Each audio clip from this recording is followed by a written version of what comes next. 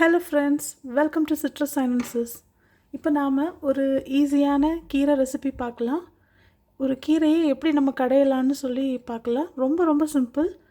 இது பார்த்திங்கன்னா தண்டு கீரை தான். தண்டு கீரையில் ரொம்ப சின்னதுலேயே கட் பண்ணிட்டு வந்திருக்காங்க. இங்கே பார்த்திங்கன்னா தெரியும், தண்டு சிலதில் மட்டும் தண்டு கொஞ்சம் குண்டாக இருக்குது. இது ஒரு தண்டு கீரை தான், அரைக்கீரை இல்லை. ஸோ அந்த தண்டு கீரையை நான் இப்போது ஒரு 3 கட்டு இருந்துச்சு. இதை நான் நல்லா க்ளீன் பண்ணி ஒரு 5 டைம்ஸ் நல்லா வாஷ் பண்ணிட்டேன். ஏன்னா இதில் ஏதாவது பெஸ்டிசைட்ஸும் இருக்கும், அப்புறம் அதோடய ரூட்ஸ்லலாம் மண் ஏதாவது இருக்கும். ஸோ அதை ஃபுல்லாக நான் க்ளீன் பண்ணுறதுக்காக ஒரு 5 டைம்ஸ் நல்லா கழுவி அதை நான் எடுத்து வச்சுருக்கேன். இப்போது இந்த கடையில் கீரை கடையிறதுக்கு ரொம்ப ரொம்ப ஈஸி. ஒரு ஹெல்த்தியாக சாப்பிட்ணுன்னு ஃபீல் பண்ணுறவங்க இந்த மாதிரி ட்ரை பண்ணலாம். கீரையை உட்காந்து நீங்கள் கட் பண்ணிகிட்ருக்க வேண்டாம்.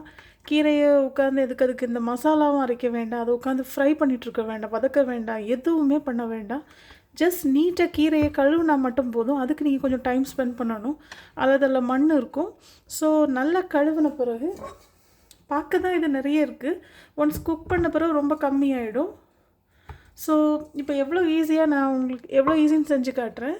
ஸோ இப்போது இந்த மாதிரி நான் இப்போ ஒரு ஸ்டெயின்லெஸ் ஸ்டீல் கடாய் தான் எடுத்திருக்கேன். பாட் மாதிரி எடுத்திருக்கேன். ஸோ இதுக்குள்ளே இப்போ இந்த கீரையை நான் ஸ்டஃப் பண்ணுறேன். ஸ்டஃப் பண்ண தான் கொஞ்சம் கஷ்டமாக இருக்கும். ஒன்ஸ் நம்ம ஸ்டவ்வில் வேக வைக்க ஆரம்பிக்கும்போது கீரையோட குவான்டிட்டி அப்படி கம்மியாயிடும். இதில் பாதி ஆகிடும், பாதியிலேருந்து இன்னுமே குறைஞ்சிடும். ஸோ இந்த பாத்திரமே இதுக்கு போதுமானது. ஸோ இப்போ உட்காந்து இதை கஷ்டப்பட்டு கட் பண்ணிகிட்ருக்க வேண்டாம். ஈவன் பேச்சுலர்ஸ் கூட இதை பண்ணலாம்.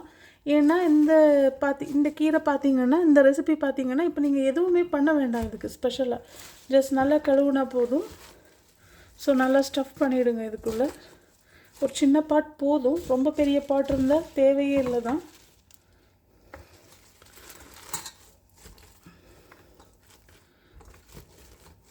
ஸோ ஃப்ரெண்ட்ஸ், இந்த 3 கட்டு கீரையை நான் இதுக்குள்ளே ஸ்டஃப் பண்ணிட்டேன். இது ஒரு நியாயமான பாட்டு தான். ரொம்பலாம் பெரிய பாட்டும் இல்லை, ரொம்ப சின்ன பாட்டும் இல்லை. ஒரு ரசம் வைக்கிறதுக்கு நம்ம யூஸ் பண்ணுறது மாதிரி உள்ள ஒரு பாட்டு தான் இது. ஸோ இது ஒரு ஒர்க்கிங் பீப்புள், ஸோ யார் வேணாலும் ஒரு ஹெல்த்தியாக சாப்பிடணும், ஆனால் குயிக்காக சாப்பிடணும்னு நினைக்கிறவங்க இந்த ரெசிபி செஞ்சு சாப்பிடலாம். கீரையிலே இல்லை, கீரைனாலே அதில் ஏகப்பட்ட டயட்ரி ஃபைபர் இருக்குது. நமக்கு டைஜஷன் எல்லாத்துக்குமே ரொம்ப நல்லது. ஸோ இப்போ இதுக்கு நாம் ஒரு 5 பச்சை மிளகாய் நான் நல்லா வாஷ் பண்ணி வச்சுருக்கேன். ஸோ இந்த 5 பச்சை மிளகாயை நம்ம சேர்த்துடலாம். ஜஸ்ட் இப்படி மேலே வச்சா போதும். அப்புறம் இந்த கீரை கடையிறதுக்கு பார்த்திங்கன்னா எவ்வளவு பூண்டு போட்டாலும் நல்லாயிருக்கும். நான் 2 கார்லிக் பல்பு ஃபுல்லாகவே அதை உடச்சி வச்சுருக்கேன். 2 பல்புனால் 2 இது பூண்டு இப்படி இருக்கும் இல்லையா, அதை ஃபுல்லாக 2 அணு ஃபுல்லாக உடச்சிருக்கேன். ஸோ ஏன்னா 3 கட்டி கீரை இருக்குது அதுக்கு. அப்புறம் இதுக்குமே கீரை இந்த கடையிறதுக்கு எப்போவுமே இந்த பூண்டு ரொம்ப நல்லாயிருக்கும். இப்போ உப்பு ஆட் பண்ண வேண்டாம். இப்போ உப்பு ஆட் பண்ணிங்கன்னா அதோட கீரையோட க்ரீன் கலர் எல்லாம் போயிடும், அப்புறம் வேறு மாதிரி ஒரு கலர் வந்துடும். ஸோ இப்போ எதுவும் பண்ண வேண்டாம். அப்புறம் நான் இப்போ இதில் ஜஸ்ட் 1 கப் ஆஃப் வாட்டர் மட்டும் ஆட் பண்ணுறேன். அப்புறம் கீரையிலேருந்தே தண்ணி வரும் நமக்கு. ஸோ அவ்வளோதான். இப்போ நம்ம இதை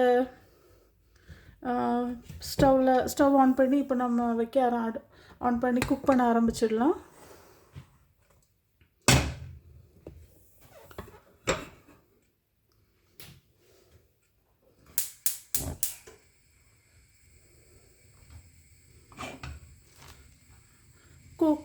கீரையை நம்ம ரொம்ப என்ன சொல்கிறது, கீரைக்கு நம்ம மூடி போடாமல் மேக்ஸிமம் குக் பண்ணால் ரொம்ப ரொம்ப நல்லது.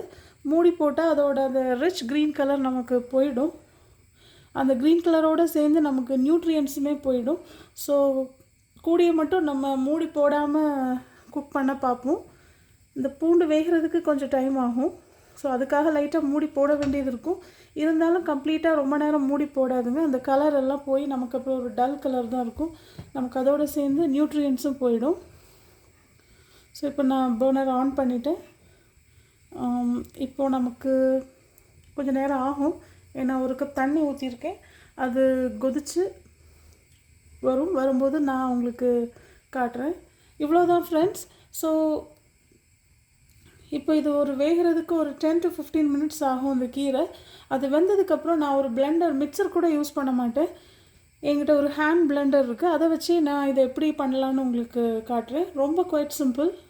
ஸோ இப்போ இந்த வீடியோவை நம்ம இதோடு முடிச்சுக்கலாம். ஏன்னா இது குக்காக இப்போ கொஞ்சம் நேரம் ஆகும்.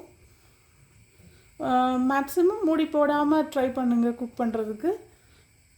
ஸோ இது அடுத்த வீடியோவில் நான் இது வெந்ததுக்கப்புறம் எப்படி இருக்குது, அதுக்கப்புறம் இதை நான் எப்படி பிளெண்ட் பண்ணுறேன்னு உங்களுக்கு நான் காட்டுறேன். ஓகே ஃப்ரெண்ட்ஸ், இவ்வளோ தான். இதுக்கு இன்க்ரீடியன்ஸே இவ்வளோ தான், வேறு எதுவுமே கிடையாது. நம்ம லாஸ்ட்டாக அதை பிளெண்ட் பண்ணதுக்கப்புறம் நாம் தாளிச்சிக்கலாம். அதுக்கு ஜஸ்ட் ஒரு 2 சின்ன வெங்காயத்தை மட்டும் சின்னதாக கட் பண்ணி வச்சுக்கோங்க, அவ்வளோதான். கடுகும் நமக்கு ஒரு 2 வெங்காயம் தான் தேவை. வேறு எந்த இன்க்ரீடியன்ஸும் இதுக்கு நமக்கு கிடையாது. இவ்வளோ தான். உப்பு நம்ம பிளெண்ட் பண்ணும்போது கூட ஆட் பண்ணிக்கலாம். ஓகே ஃப்ரெண்ட்ஸ், இது மாதிரி இன்னொரு நிறைய ஹெல்தி ரெசிபீஸோடு உங்களை நான் மீட் பண்ணுறேன். பாய், டேக் கேர்.